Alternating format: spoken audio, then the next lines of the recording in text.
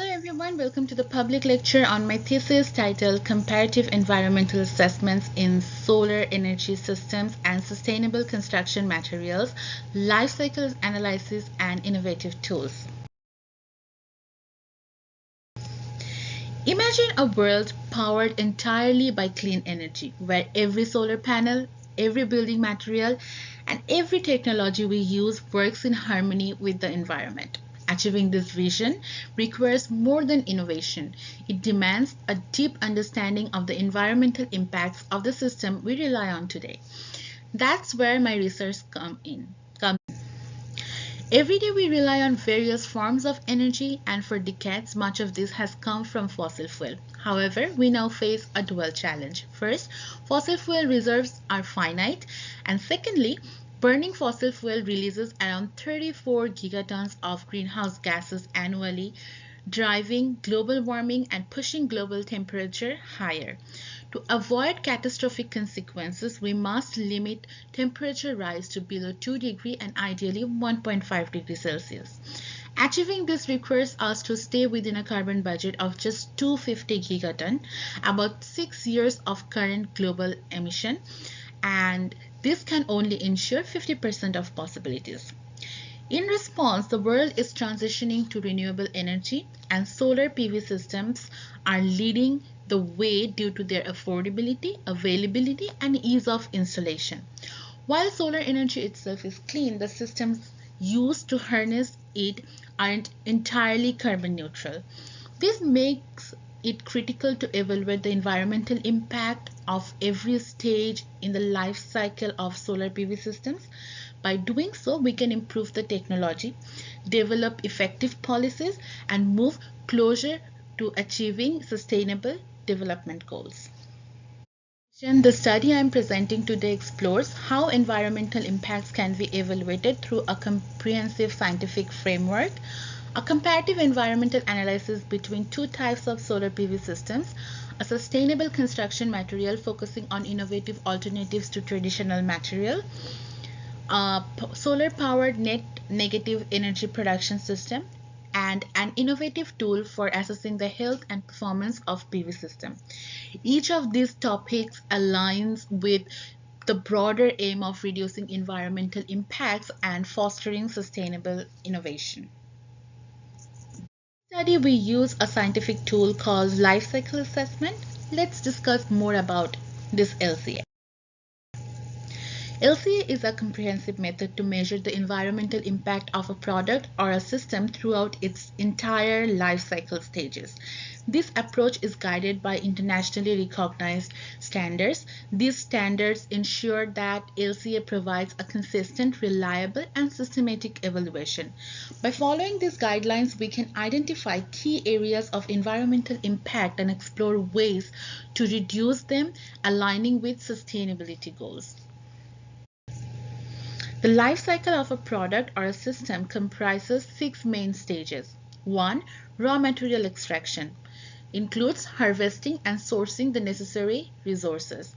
Material processing, that includes refining and preparing this raw material for production.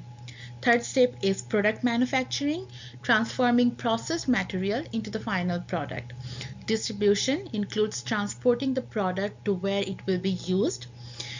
Use and maintenance phase includes the operational phase, including repairs and upkeep. Product's final phase is end of life, which can take two paths, either one, disposal, where materials are discarded, or recycling, where materials are repurposed, reducing waste and environmental impact. Understanding these stages helps us pinpointing where improvement can make the biggest difference in reducing the environmental footprint of a product or a system. The first step in a life cycle assessment or LCA is defining the goal and scope. This is where we set the purpose of the study and decide which stage of the life cycle we will include, what we call the system boundary. For instance, Cradle to Cradle focuses on circular economy, emphasizing reuse and minimal waste. In contrast, cradle to gate covers the journey from raw material extraction to an intermediate stage like manufacturing or distribution, while gate to gate focuses on isolated processes within the life cycle such as production steps. Lastly, cradle to grave includes every stage from raw material extraction to the end of life disposal, offering a complete picture of the product's life cycle.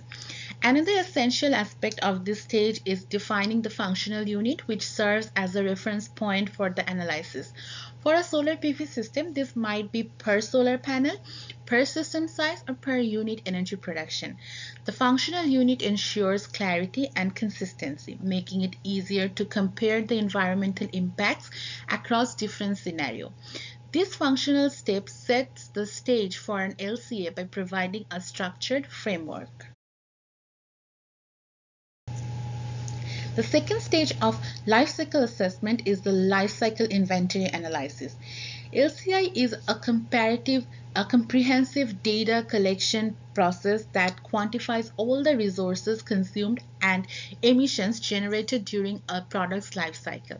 The input is the stage include resources such as raw material required for production, energy in the form of transportation and electricity, and water uses during different processes. On the other hand, the outputs comprise emissions released into the land, air, and water, solid waste generated during production, and wastewater requiring treatment or disposal. By creating this inventory, we gain a clear understanding of the environmental burdens associated with the system. Let's dive into an example of LCI for a solar PV system to better understand its environmental inputs and outputs. The LCA tracks every stage of solar PV life cycle. The process begins with the raw materials extraction like silicon for solar cells, metal for frames, and glass for protection. Next is silicon processing, which is energy intensive, and it generates emission during purification. The purified silicon is then sliced into thin wafers, a stage where material loss is a significant output. These wafers are treated chemically to become solar cells, which are assembled into modules.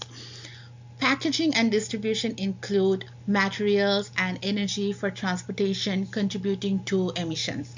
During installation and maintenance, the system is set up and periodically serviced, generating minimal waste. Finally, at the end of its life, the system can be recycled, recovering valuable materials like silicon and metals to minimize waste and support a circular economy.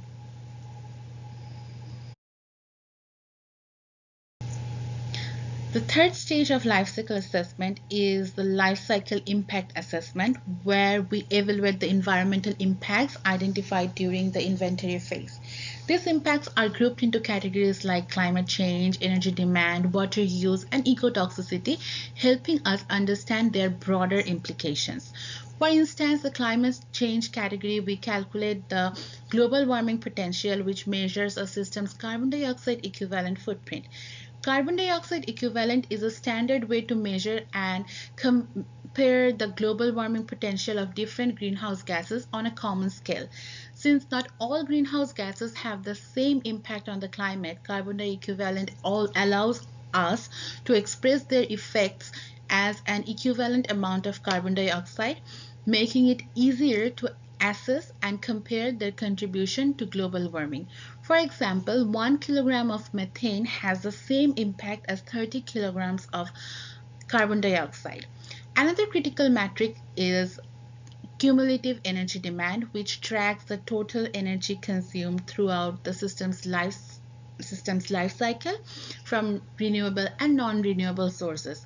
Using these matrices, we can determine the energy payback period, means how long it takes for the system to generate as much energy as it has consumed, and the carbon payback period, which reflects how quickly it offsets its carbon dioxide emission.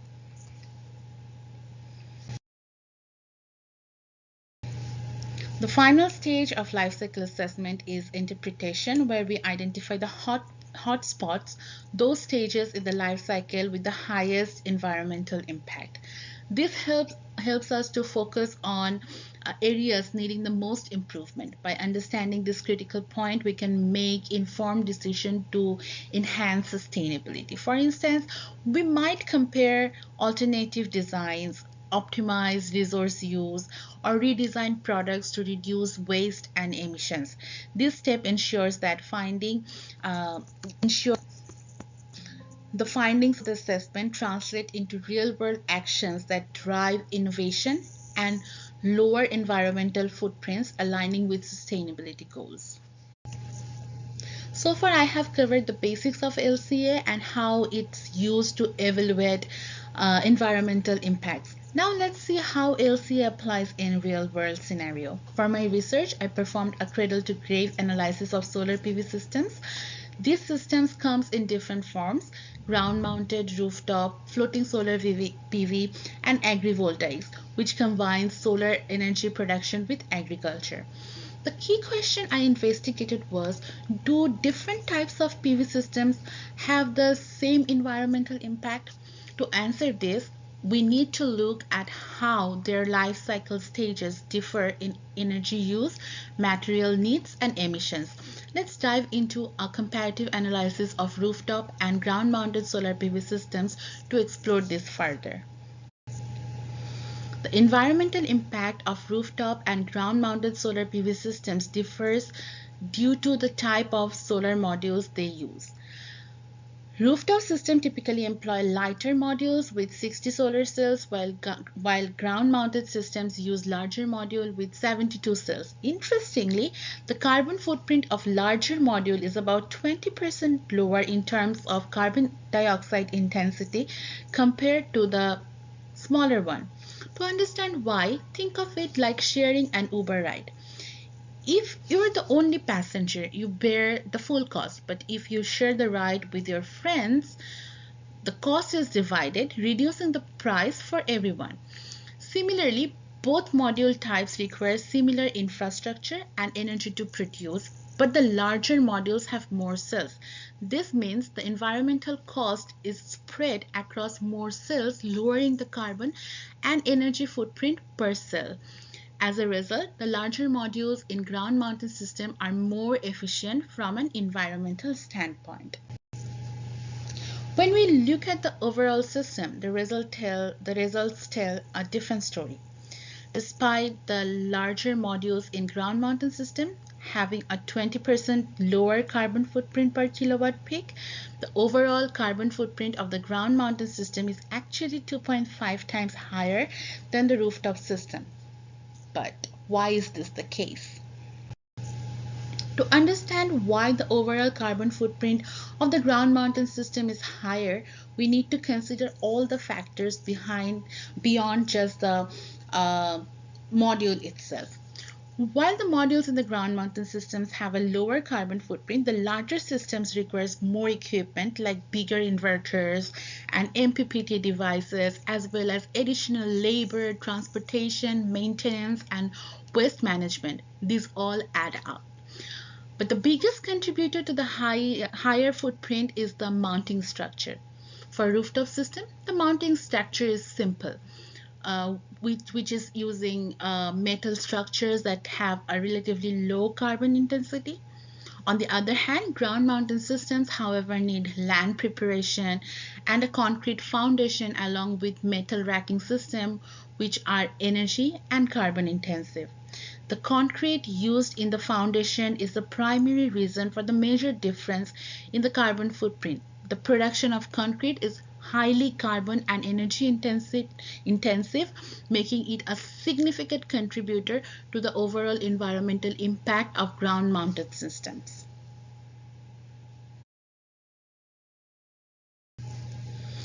The high carbon and energy intensity of concrete mainly comes from cement production, particularly the clinker production process. During this stage, a significant amount of carbon dioxide is released due to the chemical reactions that take place. For every ton of cement produced, 1.25 tons of carbon dioxide are emitted during this stage.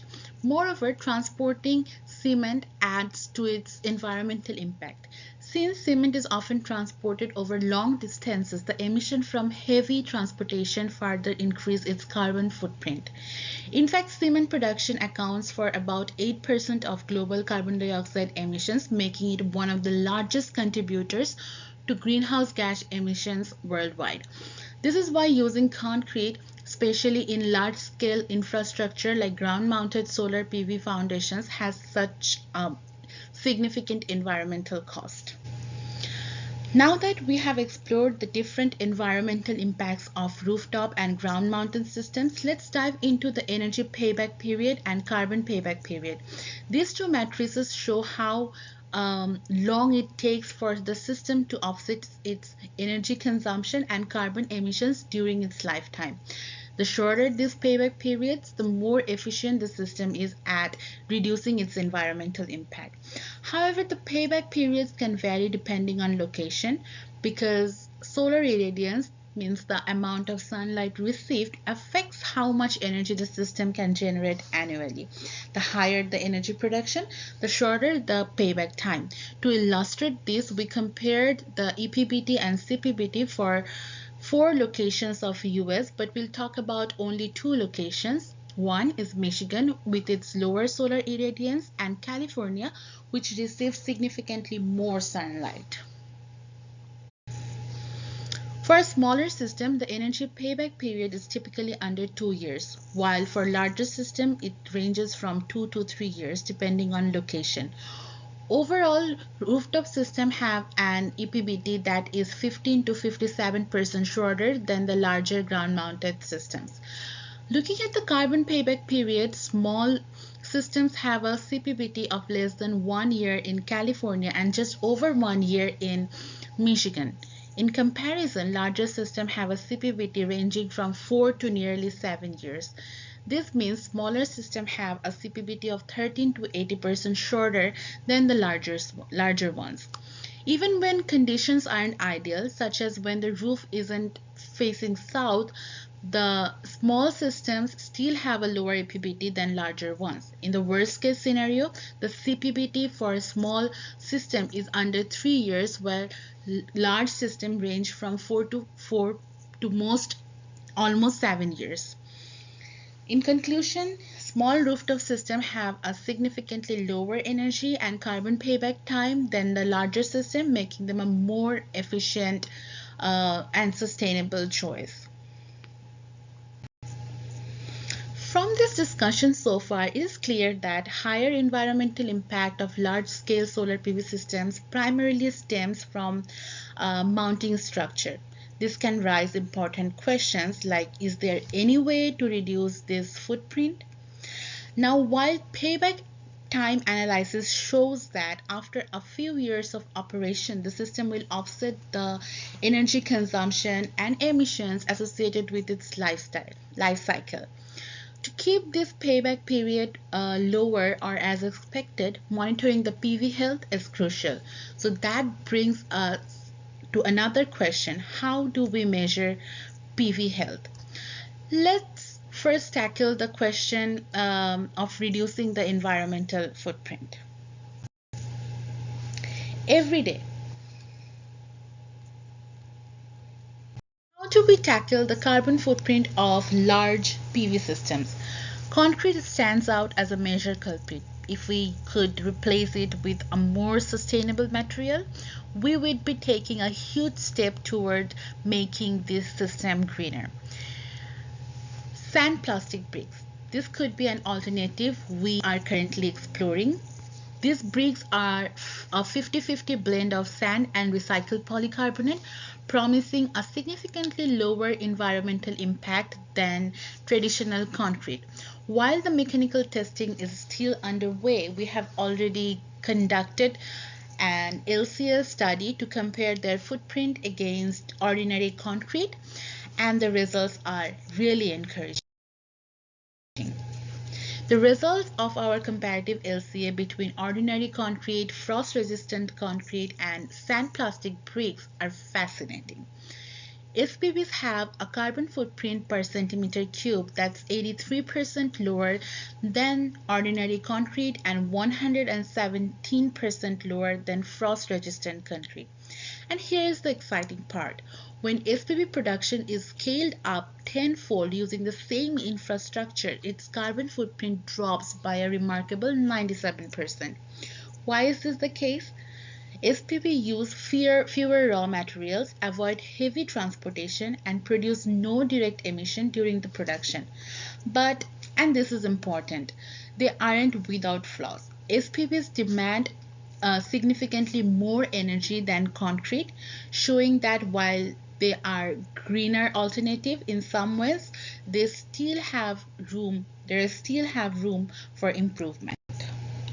Concrete currently uses 4 to 5 times less energy than SPVs, but here is the silver lining. Scaling up SPV production could slash its energy demand by up to 38 times. The real game changer lies in the manufacturing process. A deep dive into the energy breakdown shows that 94% energy is consumed by the hot press used to mold the bricks. Optimizing this single step could significantly enhance the energy efficiency of SPV production, making it an even more sustainable alternative. What happens if we use virgin polycarbonate instead of recycled polycarbonate for SPV production? Unfortunately, the results are far from ideal. Virgin PC based SPVs emits 27 times more carbon than those made of recycled PC. Why? Because the raw material for virgin PC like BPA and fossil are extremely carbon intensive, and the polymerization process consumes significant energy as well. For now, it's clear that virgin PC isn't a sustainable alternative. Energy sources also play a crucial role. So far, our calculations have used Ontario's grid mix, but if we switch to Canada's grid mix, SPV's carbon footprint for smaller production sizes surpasses that of concrete. With the US grid mix, it gets even worse. But here's the game changer. Moving from 100% coal-based energy to 100% solar energy can slash SPV's carbon footprint by a jaw-dropping 156 times. It's clear, clean energy, it's just not nice to have. It's essential for making the manufacturing process truly sustainable. U.S. Department of Energy estimates that the energy used to landfill plastic equals 5% of the entire U.S. industrial sector's energy demand. Yet in Canada, only 9% of plastic gets recycled annually. Now imagine recycling all 7.1 million tons of polycarbonate produced globally each year and using it to make sand plastic bricks. This could replace 0.1% of the 30 billion tons of concrete the world uses annually. Even on a smaller scale, producing SPVs in Ontario's grid mix could save 6 million tons of carbon dioxide every year. To put that in perspective, it would take 245 million mature trees to absorb the amount of carbon. These figures highlight that the incredible potential of recycled plastic in SPV production, not just to reduce concrete use, but to help build a greener and more sustainable future. We have addressed one major challenge by finding an alternative sustainable material for the mounting system. Now let's revisit the importance of monitoring PV performance to ensure lower payback times. One key aspect of this is analyzing the current voltage characteristics of the PV module. While commercial IV curve tracers are available, they are typically cost between 3,000 to 5,000 Canadian dollar, which isn't economically feasible for small PV plants. To bridge this gap, we developed DIY open source portable IV curve tracer, which has 95 times lower cost than commercial one. The device operates on a straightforward principle. It uses two capacitors as variable loads, a voltage divider to measure voltage, and a shunt resistor to measure current. and ADC collects the data and sends it to a microcontroller for processing. A relay enables the capacitor to charge and discharge while connecting to the PV module, and this charging-discharging mechanism varies the resistance to trace the curve. We have designed two versions of this tracer. One uses an electromagnetic relay, which is cost-effective and easier to troubleshoot but has current limitation. The other uses a solid-state relay, which offers higher accuracy and a broader current range. For my thesis, the focus has been on comparing the performance of these DIY devices against commercial devices to identify potential improvements in their electrical design. We tested 28 PV modules of various types and observed some interesting results. The EMR version, while accurate in measuring the open circuit voltage and had a slight discrepancy in current measurement, consistently requiring a scaling factor of 1.4. In contrast, the SSR version demonstrates exceptional accuracy, closely matching the performance of commercial devices. Additionally, our devices were incredibly fast, taking just 1 second to trace a module compared to the 23 seconds required by the commercial device. One noteworthy observation was that on extremely sunny days, both DIY devices were highly effective at capturing open circuit voltage and short circuit current for both modules. However, fast-moving clouds posed challenge by causing partial shading, which made direct comparison trickier because the slower response of the commercial device. By tracing IV characteristics, we can also observe if the module has bypass diode or not.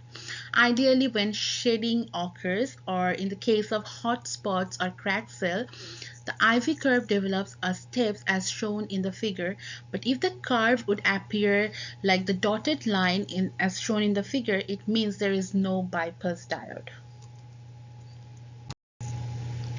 Now let's look at the overall performance. The SSR version achieved a 99% accuracy in open circuit voltage measurement and 96% accuracy in maximum power point measurements, with a mean squared error of just 0.12. The EMR version shows 98.6% accuracy in open circuit voltage measurement with a mean squared error of 0.5 before scaling. Both versions boast a sweep speed of 1 second, making them 23 times higher than the commercial device. However, each version has its limitation. The EMR version cannot measure currents above 8 ampere, while the SSR version is limited to 15 ampere. Despite these constraints, these DIY devices provide an affordable, efficient, and accurate solution for monitoring PV performance, offering immense potential for small-scale solar installations. We have explored making the solar PV system more sustainable, but here is a bigger challenge. Can solar energy help us achieve net zero or net negative fuel production? Hydrogen is emerging as a promising clean fuel alternative, classified by how it's made. Gray hydrogen is produced through steam methane reforming, or SMR, a process that burns fossil fuel and results in the highest emission. Blue hydrogen also uses SMR but incorporates carbon capture and storage, reducing emissions by up to 88%, though it requires more energy. Green hydrogen is produced by splitting water using renewable electricity in electrolysis, reducing emission by 90%. However, upstream impacts like equipment manufacturing still prevent it from being truly net zero. Solar PV has a key role in driving green hydrogen, but innovation is needed to overcome these challenges and unlock its full potential. Now let's introduce pale blue hydrogen, a new approach we are proposing. This combines aspects of blue and green hydrogen, but with a measured twist. Imagine this. Instead of relying on fossil fuel, pale blue hydrogen is produced using biogas, all powered by solar energy in a closed-loop system. Here's how it works. First, biogas is split into methane and carbon dioxide. Methane is sent to a plasma generator where it's transformed into hydrogen and solid carbon. The unprocessed methane is recycled back into another plasma generator for further separation, ensuring minimal waste. And the carbon dioxide? It doesn't go to the waste. It's used in a photobioreactor for wastewater treatment that also will be used to produce green hydrogen through an electrolyzer. Now combine that green hydrogen with the blue hydrogen from biogas and we have got the pale blue hydrogen, a carbon negative energy source. The beauty of this system? No carbon dioxide escapes. It captures and recycles. And when it comes to sustainability, floating solar PV systems make the process even greener with a lower environmental impact than traditional ground-mounted system. In fact, the blue hydrogen components alone offset 48 to 52 times the emission of gray hydrogen, and pale blue hydrogen can offset up to 26 times the emission of gray hydrogen, turning it into a powerful, eco-friendly solution. For perspective, gray hydrogen emits 29 kg of carbon dioxide per kilogram of hydrogen production, while pale blue hydrogen saves 759 kg of carbon dioxide per kilogram. This incredible saving stems from the blue hydrogen component, which has the highest carbon offsetting potential. Therefore, increasing the proportion of blue hydrogen in the pale blue mixture enhances its carbon negative properties. This innovation demonstrates how combining renewable energy with advanced technology like biogas processing and electrolysis and solar PV system can pave the way for truly sustainable carbon negative energy solutions. As we discussed earlier, interpreting the results of a life cycle assessment is a key to making smarter, sustainable decisions. My thesis applies this approach to three crucial areas. First, a comparison between small and large PV systems highlighted the mounting structure as the biggest environmental challenge for the larger system. To tackle this, we introduced a sustainable alternative to concrete, significantly reducing its footprint. Next, we designed a low-cost open-source IV curve tracer to monitor PV system health in real time. This tool is accessible, resource efficient, and perfect for smaller installation.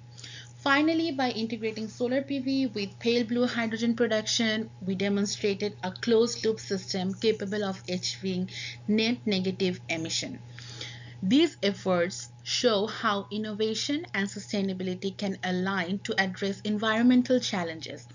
And this is just the start. There is so much potential to do more.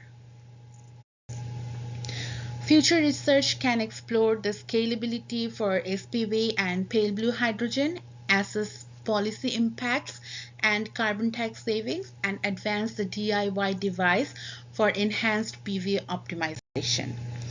We are living in a time of urgent climate action where every innovation and idea counts. From designing greener materials to creating carbon negative energy solutions, the path to sustainability is paved with challenges, but also boundless opportunities. Thank you for joining me to explore the incredible potential of solar energy and its role in shaping a sustainable future.